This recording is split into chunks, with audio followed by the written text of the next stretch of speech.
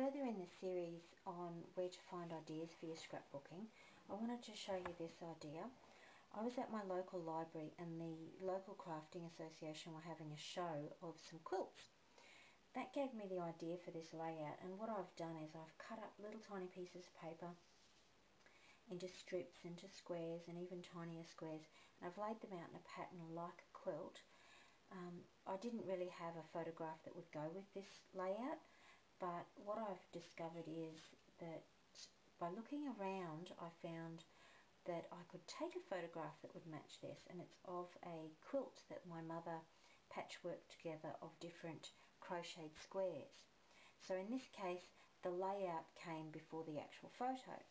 So if you keep an eye out everywhere you go, you'll find some really interesting ideas.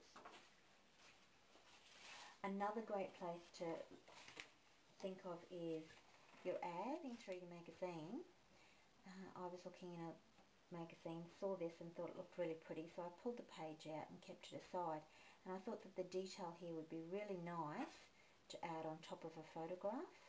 I could paint that on, or I could use gel ink pens to do the same thing. And if you don't feel confident about what you're doing, you could trace the design onto some of that clear OHP.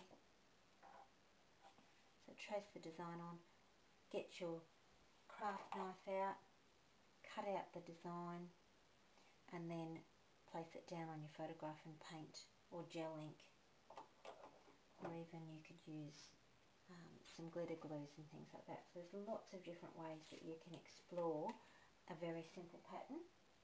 This was another advert that I saw in a magazine that I'll be using for one of my layouts, and I hope to copy this effect along the side by cutting out in the pictures. And this ad here that I saw, I thought that was a really pretty little effect along the bottom. So I've actually begun the work on that, and what I did was,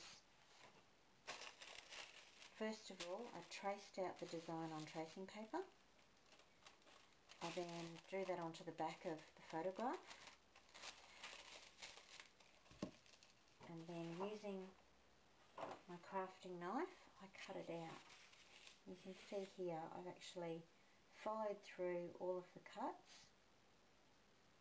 and then I've added extras just to give it a little bit more because I thought it needed it.